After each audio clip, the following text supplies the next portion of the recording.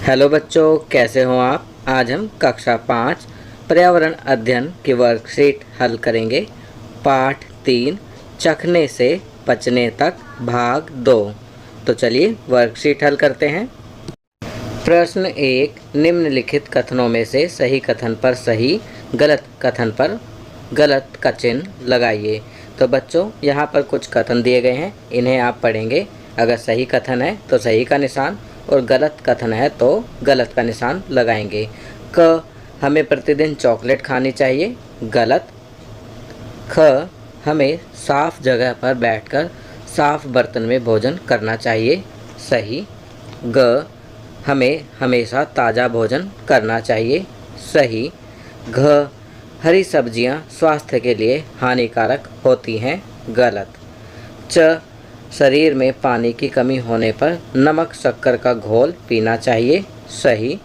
छ, junk food स्वास्थ्य के लिए अच्छा होता है, गलत। चलिए आगे बढ़ते हैं। प्रश्न 2, अपने दादाजी, दादी जी या माता पिताजी से पता कीजिए कि जब वे आपकी उम्र के थे तो वे क्या क्या खाया करते थे। अब आप क्या क्या खाते हैं, कौन सा भोजन ज़्यादा पौष्टिक है। तो बच्चों यहाँ पर आपको अपने दादाजी, दादी जी या माता पिताजी से पता करना है कि जब वे आपकी उम्र के थे तो वो क्या क्या खाते थे और अब आप क्या खाते हैं। फिर आपको ये पता लगाना है कि कौन सा भोजन ज़्यादा पौष्टिक है, जो वो खाते थे या जो आप खाते हैं, इन दोनों में से कौन सा भोजन ज़्यादा पौष्टिक है।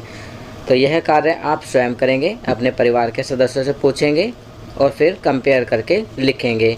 आपकी सुविधा के लिए मैं यहाँ लिख रहा हूँ, हमारे दादाजी, दादी जी और माता पिताजी जब हमारी उम्र के थे तो वे दलिया, सत्तू, गुड़ चना, अंकुरित चने, दालें, हरी सब्जियाँ, रोटी सब्जी, दाल चावल आदि खाते थे, जबकि हम नूडल्स, पिज़्ज़ा, बर्गर, मोमोज़ इत्यादि ज़्यादा खाते हैं, जो कि पौष्टिक भोजन नहीं हैं।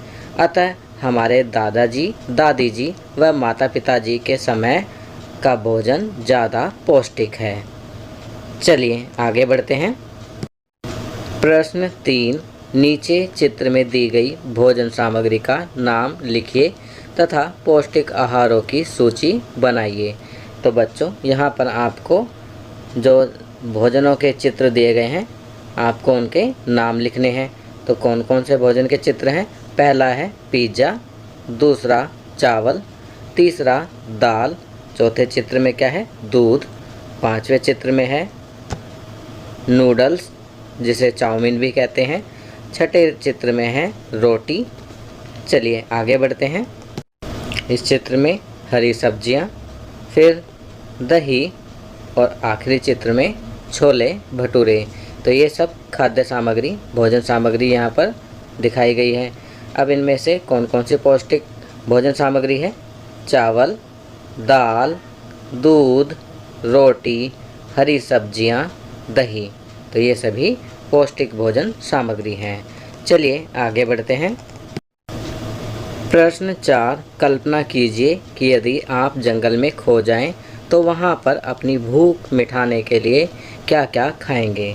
तो बच्चों यहाँ पर आपको कल्पना करके लिखना है कि अगर आप जंगल में खो जाते हैं तो अपनी भूख मिटाने के लिए क्या क्या खाएंगे। आपकी सुविधा के लिए मैं यहाँ लिख रहा हूँ, यदि हम जंगल में खो जाएं तो वहाँ पर अपनी भूख मिटाने के लिए हम वहाँ पर उपलब्ध फल व सब्जियाँ खाएंगे। प्रश्न 5, मान लीजिए कि आपके पास 2 रोटियां हैं और आपको भूख लगी है। एक भूखा आदमी आकर आपसे खाना मांगता है, तो आप क्या करेंगे। तो बताइए बच्चों, ऐसे सिचुएशन में आप क्या करेंगे कि आपके पास 2 रोटियां हैं, आपको भूख भी लगी है और एक भूखा आदमी आकर आपसे खाना मांगता है। तो इसका उत्तर आप स्वयं लिखेंगे। आपकी सुविधा के लिए मैं यहाँ लिख रहा हूँ, यदि कोई भूखा आदमी आकर हमसे खाना मांगता है तो मैं उसे अपने पास 2 रोटियों में से 1 रोटी दे दूँगा, ताकि हम दोनों की थोड़ी थोड़ी भूख शांत हो जाए। चलिए आगे बढ़ते हैं। जीवन कौशल सामुदायिक स्वच्छता। हमारे आसपास का वातावरण हमें स्वस्थ रखने में बहुत महत्वपूर्ण भूमिका निभाता है। हम सब एक पड़ोस समुदाय में रहते हैं। हमारे आसपास की स्वच्छता की स्थिति हमारे स्वास्थ्य को प्रभावित करती है। इसलिए व्यक्तिगत स्वच्छता के साथ साथ स्वच्छ और स्वस्थ परिवेश को बढ़ावा देने में योगदान देना हमारी जिम्मेदारी है। तो बच्चों, यहाँ पर सामुदायिक स्वच्छता के बारे में बताया गया है कि हमारे आसपास का वातावरण हमें स्वस्थ रखने में बहुत महत्वपूर्ण भूमिका निभाता है। हम सब एक पड़ोस समुदाय में रहते हैं। हमारे आसपास की स्वच्छता की स्थिति हमारे स्वास्थ्य को प्रभावित करती है। इसलिए व्यक्तिगत स्वच्छता के साथ साथ स्वच्छ और स्वस्थ परिवेश अर्थात अपने आसपास के क्षेत्र को भी साफ़ सुथरा रखना और उसको बढ़ावा देना व योगदान देना उसमें हमारी जिम्मेदारी है। चलिए आगे बढ़ते हैं। अब यहाँ पर छात्रों के लिए गतिविधि प्रश्न 1, क्या आपने कभी अपने दैनिक जीवन में ऐसी स्थिति का सामना किया है? बच्चों, यहाँ पर एक चित्र दिखाया गया है। इस चित्र को देखकर आपको इस प्रश्न का उत्तर हाँ या नहीं में देना है। आपकी सुविधा के लिए मैं यहाँ लिख रहा हूँ हाँ। यदि आपने ऐसी स्थिति का सामना नहीं किया है तो आप नहीं भी लिख सकते हैं। प्रश्न 2 है, ऊपर दी गई स्थिति के क्या क्या दुष्प्रभाव हो सकते हैं? तो इसका उत्तर लिखेंगे, कोई भी फिसल कर गिर सकता है जिससे चोट लग सकती है। रुके हुए पानी में मच्छर आदि पनपते हैं जिससे डेंगू मलेरिया जैसी बीमारियां फैलती हैं। प्रश्न 3, किसी महामारी के समय में भी आप अपने पड़ोस समुदाय को स्वच्छ रखने में कैसे योगदान दे सकते हैं? कोई भी 2 तरीके बताइए। तो यहाँ पर आपको कोई भी 2 तरीके लिखने हैं जिससे किसी भी महामारी के समय में आप अपने पास पड़ोस समुदाय को स्वच्छ रख सकते हैं। तो यहाँ पर हम लिख सकते हैं, पहला, अपना कूड़ा कूड़ेदान में ही डालकर सूखा व गीला कूड़ा अलग अलग करके। दूसरा, खुले में शौच ना करके। तीसरा, लोगों को स्वच्छता के प्रति जागरूक करके। तो इन तरीक़ों से हम अपने आस पड़ोस समुदाय को स्वच्छ रख सकते हैं किसी भी महामारी के समय। चलिए आगे बढ़ते हैं। संस्कारशाला, छोटी छोटी पर बड़ी बातें। अब यहाँ लिखा है, जिस व्यक्ति ने कभी गलती नहीं की उसने कभी कुछ नया करने की कोशिश नहीं की।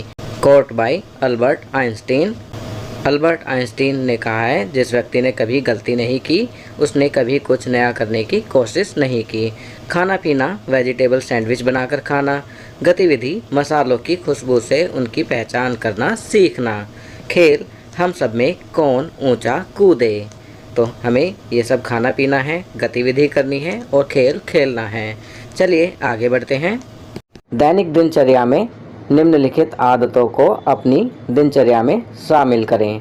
नीचे कुछ आदतें दी गई हैं, इन्हें आप अपनी दैनिक दिनचर्या में शामिल करेंगे।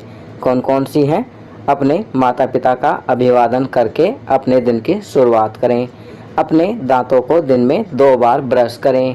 प्रतिदिन स्नान करें। खूब पानी पिएं और संतुलित आहार लें। अपने चेहरे को छूने से बचें और अपने हाथों को बार बार धोएं। अपना गृह कार्य समय पर पूरा करें। तो ये कुछ अच्छी आदतें दी गई हैं जिन्हें आपको अपनी दैनिक दिनचर्या में शामिल करना है। तो बच्चों, ये वर्कशीट यहाँ कंप्लीट होती है। अगर ये वीडियो आपको अच्छी लगी तो इसे लाइक एंड शेयर ज़रूर करें।